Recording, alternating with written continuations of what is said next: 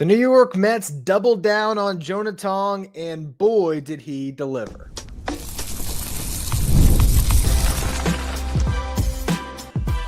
You are Locked On Mets, your daily New York Mets podcast. Part of the Locked On Podcast Network, your team every day. Hello to all you amazing Mets fans. You're watching Locked On Mets, part of the Locked On Podcast Network, your team every day. I'm your host, Ryan Finkelstein. I've been covering the New York Mets on this show since the 2019 season. It's the only podcast covers the Mets 7 days a week throughout the regular season. If you want to find some of my written work, you do so over at justbaseball.com, where I work as the editor-in-chief. So a huge win by the New York Mets on Thursday as they beat the Padres, and step one of the goals for this week has been complete.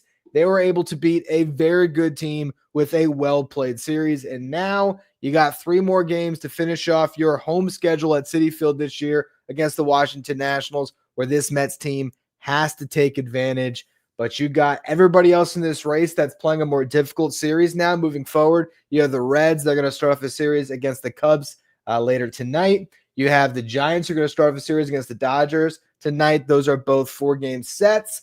And then you have the Diamondbacks who have the day off today, and then they're going to play 3 games at home against the Phillies. So this is the opportunity for the New York Mets to set themselves up, and that would allow them to be very, very flexible with their pitching staff in the final week of the season, which is what we're going to talk about next, because all of a sudden, you got to wonder, could Jonah Tong make a playoff start after all? I got to admit, when I watched that last start from Jonah Tong where he couldn't make it out of the first inning, I didn't give up on the kid's future, but he did not look like the type of polished big league pitcher that could get big outs in big time games at the end of a season and into October. And David Stearns talked about this at the top of the week, how the Mets were not going to give up on Tong after one outing, and how they felt like he was a pitch away maybe from getting out of that disastrous inning against the Rangers, and then everything could have been different. You have to understand that there was a lot of pressure on Jonah Tong in that outing. Friday night going up against Jacob deGrom, hhis first start back at Citi Field, a lot of pomp and circumstance, and he let the ball drop. He just did not do, his best work. He was not confident. He was not attacking with the fastball, and he really struggled. I think this game could have been completely different today, though, if not for one play. I think there was one play that settled Jonah Tong in and allowed him to just trust his stuff and ultimately put together his best start of his young big league career. In that first inning, he gets Fernando Tatis Jr. to fly out. Then he gives up a base hit to Luis Ariz and then another base hit to Manny Machado. So he could be sitting in a situation where you got runners at the corners, 1 out, Jackson Merrill coming up. Merrill has been red hot, and the pressure would have been on. Luckily, the Mets ran a perfect relay play. Manny Machado made a boneheaded base running decision. He assumed that the throw was going to go to third base, and instead, Brandon Nimmo just made a strong relay throw into Lindor. Lindor made a good throw to second base. Jeff McNeil calling it out the whole way. Perfectly run relay. They gunned down that runner at second base, and then all of a sudden, now Jonah Tong's got 2 outs, a runner on third, and just a hitter to worry about. And he was able to strike out Jackson Merrill to get through that first inning, and I think really settled in after that. Second inning, he gives up just a 1-out single, strikes out 2. Third inning is when he gave up the 1 run that he allowed in this game, and I honestly think this was a case of Tong getting a little bit starstruck. Fernando Tatis just drills one that barely misses a home run. Tong shakes it off, no big deal, that went just foul. Throws the next pitch, and it's a bullet up the middle. Nearly clips him. It doesn't, luckily gets into the outfield. Tatis is on first base. Then with the mega superstar on first that has speed, Jonah Tong makes a pickoff attempt to first, errant throw. That allows Tatis to take second base, then throws one to the backstop. I think that was just a moment where Jonah Tong sort of lost his focus a little bit, and I think it's understandable when you're 22 years old and you have a guy that I'm sure you probably saw on the cover of MLB The Show, and you're one of the biggest stars in the game, and facing a guy like Tatis is a little bit different than your run-of-the-mill hitter in AAA or AA. So I think maybe that's what happened there, and those mistakes, the pickoff, the throw to the backstop, That allows Tatis to get to third base, and then he scores on a shallow fly ball. The Mets don't have very many good arms in the outfield. Soto is really the only one.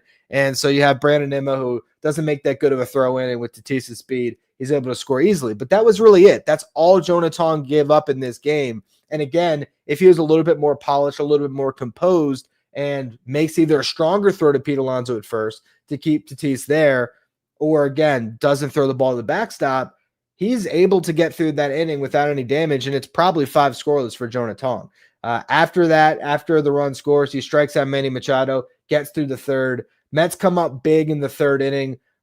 Before that, I think I missed the first run of the game for the Mets, which was Pete Alonso, who hit a home run at the bottom of the first, his 37th of the season, picked up his 120th RBI in his 4th straight game with a homer. So good to see Pete getting hot at the right time. Hopefully he can ride this wave all the way through the rest of the season, help the Mets get to the playoffs, and then carry that over and have another big October like we saw last year. It really does seem like just like that 3-run homer against Devin Williams sparked him, that opposite field shot.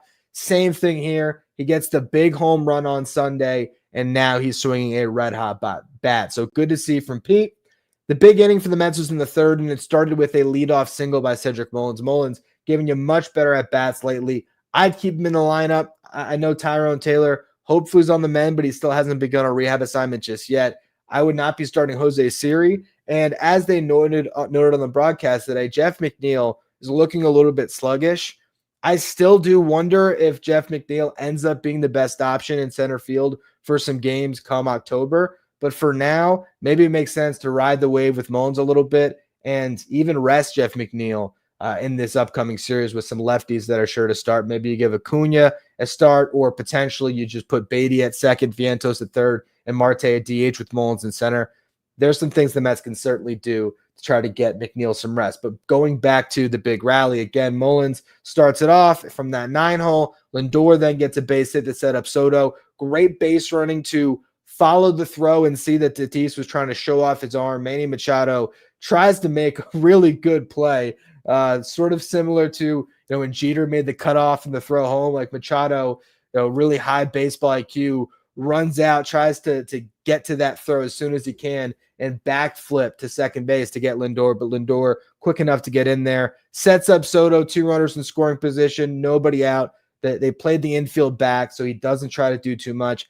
Hits a nice soft ground ball to the second baseman that scores a run, advances Lindor to third, and the Mets were able to take a lead. Pete Alonso, after hitting the homer, they were not going to really pitch to him. Randy Vasquez kind of pitching scared to Pete, pitching around him. He draws a walk, and then you get the big swing of the game. The Padres go to the bullpen to grab a lefty to face Nimmo, and Nimmo really ruins that decision there for Schilt as he hits a 3-run homer against Wandy Peralta, and that just breaks the game wide open for Jonah Tong and the Mets.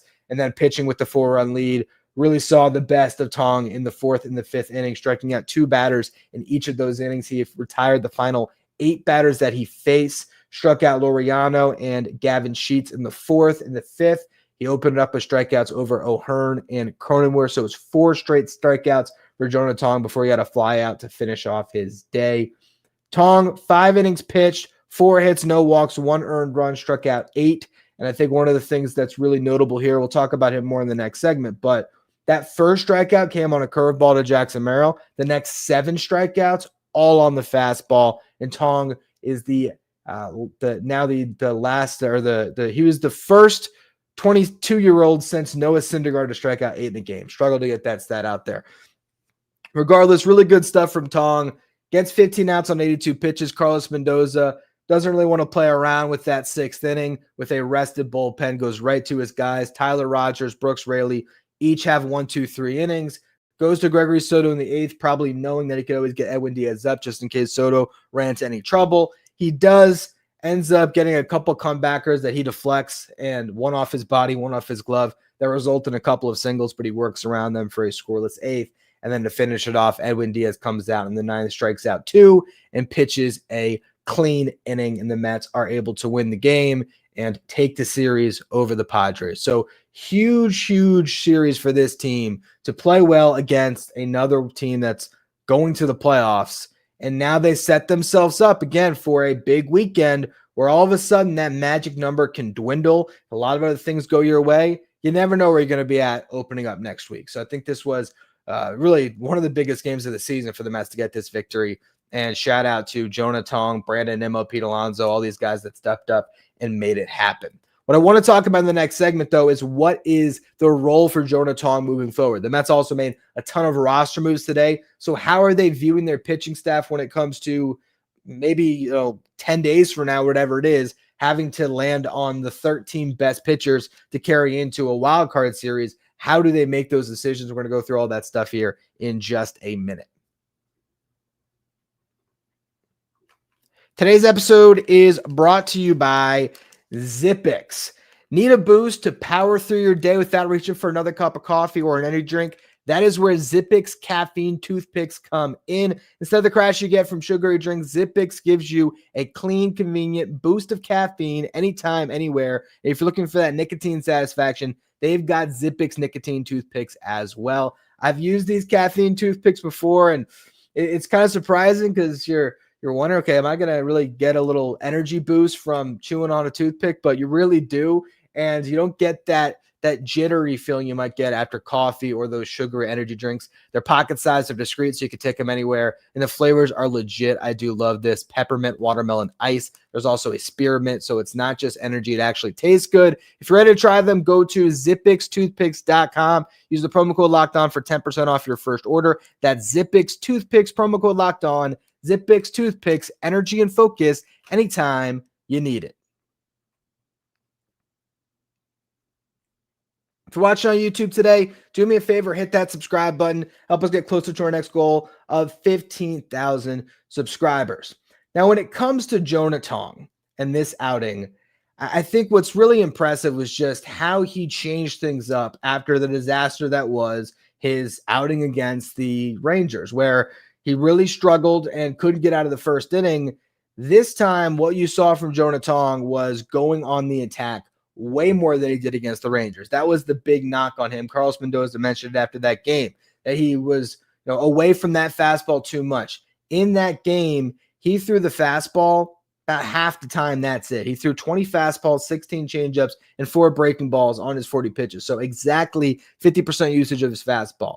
Today, it was 67% usage of his fastball. 55 of the 82 pitches were fastballs. He got 27 swings on the fastball in this game.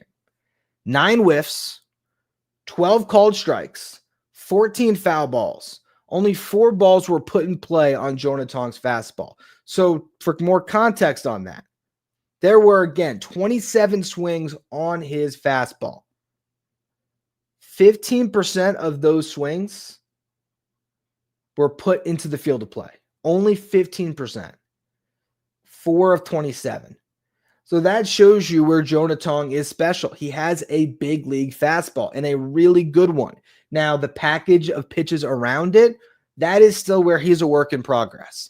And so the question really becomes, how do you best utilize Jonah Tong? Does he scratch your playoff roster when there's still some questions about the changeup, the curveball, the slider, having the complementary pieces to really dominate and turn lineups over a couple times through? But maybe he doesn't have to. Maybe he just has to face the lineup one time through when you get to the playoffs, as the Mets could stack a bunch of these starting pitchers on their potential playoff roster. Because Jonah Tong, if he can just keep people guessing a little bit, then you start to see that fastball really just be able to dominate. Because you saw in this game, it wasn't just swinging strikes on those strikeout pitches. There were some called strikes too, where guys were sitting for a changeup or a curveball, and once they recognize that a fastball is coming too late, they can't even attempt to get a swing off. And so that's where you see Jonah Tong's ability to be really effective. For one, he needs to command that fastball. And you saw that in the game today, his ability to not just throw that fastball up in the zone and really up and away. If he can locate that pitch up and away, good luck. That is a really tough pitch to get to. And if you're getting to it, you're probably just fouling it off or popping it up. So when he's able to locate it out there, that's great. But also being able to dot it at the knees too. That is the thing, because it's a rising fastball. So, batters are looking at that pitch at the knees that, maybe starts just below the knees, or to them, it looks like it, and it stays there, when they're expecting that pitch to maybe end up just below the zone and it stays right on the knees, and he can strike some guys out looking there. So you see some of the strikeouts looking maybe lower in the zone, some of the swinging strikeouts up in the zone, but it really was an impressive outing for Tong to show that, yeah, he might not be as polished as Nolan McLean, and I really don't even think he's as polished as Brandon Sproat, but he does still have a big pitch that can get him out. And right now, you're just in the business of finding guys that can get you out, because this bullpen is not the super pen that you thought it was going to be when you made those moves at the deadline. And part of that now to discuss is all the roster moves today, because you thought at the time of the deadline, or even 2 weeks ago, Reed Garrett was going to be a big part of your bullpen. Well, he comes off the IL, has a couple of bad outings, and now he's right back with an elbow sprain. And so all of a sudden now you're wondering, as Reed Garrett, I'm sure, is going to be visiting with a bunch of doctors, if Garrett's now the next guy that's going to be a victim of TJ, because it's sort of, being whispered right now, like maybe this is a much more serious injury, but it seems like one way or the other, he's done for the year. And so even if it's just the guy that was overworked and hopefully the ligament's okay and, he's good to go next season, it doesn't seem like you're going to see Reed Garrett come out of nowhere and help this team. And think about all the other relievers that have gone down this year: Daniel Nunez, AJ Minter, Danny Young. I mean, so many guys who could have been pieces of this bullpen now are not.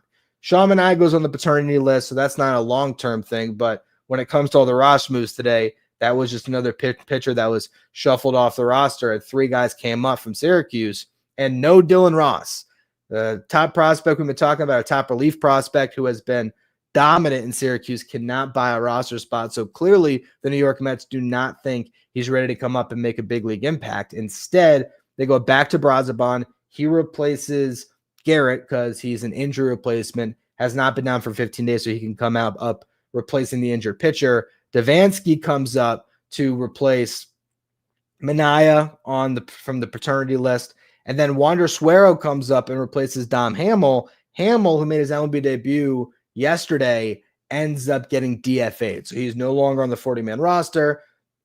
I think for Hamill, a guy that's been in the Mets farm system for some time, we'll see if he clears waivers. And at this stage of the season, he very well could. But a guy that was going to be a 40-man roster casualty at one point or another. Same thing with Jonathan Pintaro, who's on the 40 right now, has been struggling in Syracuse. Not too surprising that Hamill could not hold on to that 40 spot as they get Suero up to give them another fresh arm. Now, when it comes to what this means for the roster moving forward, I just want you to think about the best 13 guys that can make a playoff roster. Carlos Mendoza said today before the game, there's no guarantee that Kodai Senga is going to make a playoff roster. He's going to pitch tonight in Syracuse. We'll be talking about that start on tomorrow morning's edition of Locked On Mets.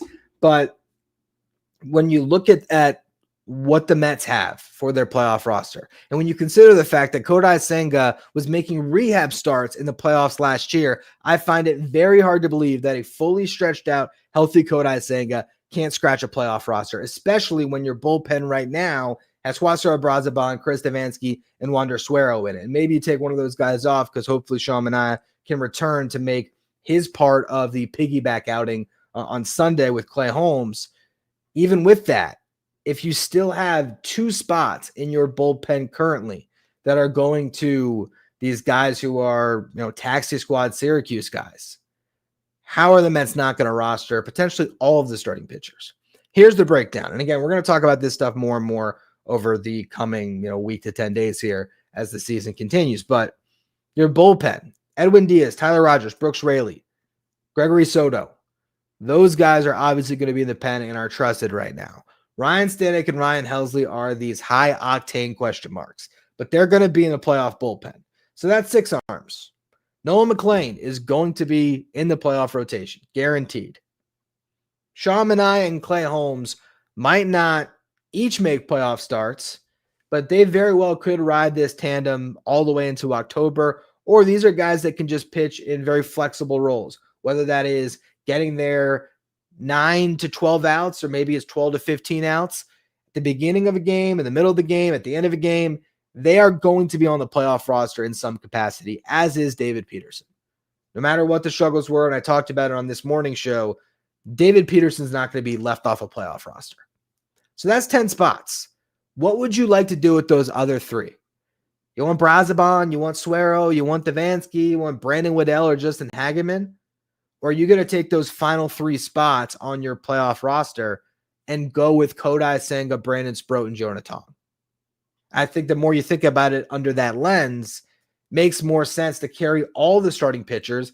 And maybe for most of them, outside of McLean, maybe they're all 4-inning guys. And none of them are guys that you want to go 6 innings in a playoff game. And you know what? In a very short wild card series, absolutely that might be the best strategy, to never let anybody other than McLean face the lineup a third time through. You got to just figure it out. And in the playoffs, all roles are in flux. You just do whatever you can to get the 27 outs with a lead over the other team. So it's going to be very interesting to see what the next week and change looks like for this rotation. Who gets starts and how do these guys fare as everybody's in competition right now to potentially be handed the ball at the beginning of a playoff game. I think Jonah Tong is back in that mix. This weekend against the Nationals, you're going to get Brandon Sproat, Nolan McLean out there, and Clay Holmes will make either a start or a bulk relief appearance behind Sean Manaea, depending on how they want to operate that piggyback. And if Manaea is not back off paternity by then, it'll just be a start by Holmes. You have an off day on Monday, so you should have a very rested bullpen that could finish off whatever game you had there. Then next week in Chicago against the Cubs, David Peterson on 5 days rest. I'm sure he'll go in the first game of that series. But Wednesday, you'll have an option. Do you go Jonah Tong? Do you go Kodai Senga? Or do you pitch both? You could have those 2 guys tandem. Another option, you could have Tong go on Wednesday, and then you could option Jonah Tong, because why not? He won't pitch again in the regular season. Have Kodai Senga take his spot, keep as many fresh arms on this roster as you can, and then your final series, you just, depending on the stakes, if you need those games against the Marlins, you could have Sproat, McLean, Holmes, Manaea, Peterson. All those guys could pitch in that series. All of them could pitch for various amounts of time. But you're then setting yourself up for October if everything goes well against the Nationals and if you can hold your own against the Cubs. So we'll see what the Mets can do. But you look at the road ahead, if you can just beat up on the Nats, you're going to go into next week in a very good spot. And again, on tomorrow's show, I will obviously break down whatever else happens in this wild card race today, because those other games are going to happen tonight with the Reds and the Giants playing. So we're going to talk about that on tomorrow morning show. And then, of course, we're going to talk about Kodai Senga, what he looked like in his rehab start. We're going to preview the series, Mets versus Nationals, and just basically look at where this team stands as a group that I think has some real momentum. You got Juan Soto and Pete Alonso, who are both swinging red-hot bats. Francisco Lindor has been looking great lately as well. If those 3 stars are doing what they're supposed to atop your lineup, you are a very dangerous team come October, especially when you think about the way Brandon Nimmo and Mark Vientos both have looked at stretches lately, or looked for stretches lately, and the way that they gave you just quality at-bats in the postseason last year. That's 5 hitters in a lineup you feel good about. Jeff McNeil, you feel great about him. Brett Beatty has been swinging a really good bat. Francisco Alvarez has still been, even coming off the injured list, a pretty good at-bat. There's a couple questions still, but I look at this team after this series, and I just think if they can keep this intensity that we saw against the Padres, if they can play this free and easy, play aggressive, play fundamentally sound, get the good offense, and find just enough pitching to put it all together, they have as many tools in the toolkit, if not more, than they did last year. Now, last year, they were riding a wave of momentum and vibes that was unmatched. So that was the ultimate sort of culture vibes team.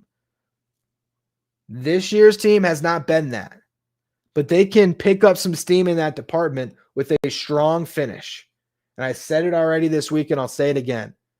What would be really huge for the Mets, one of the things that I think will make fans believe, is if they can lock up a playoff spot before game 160.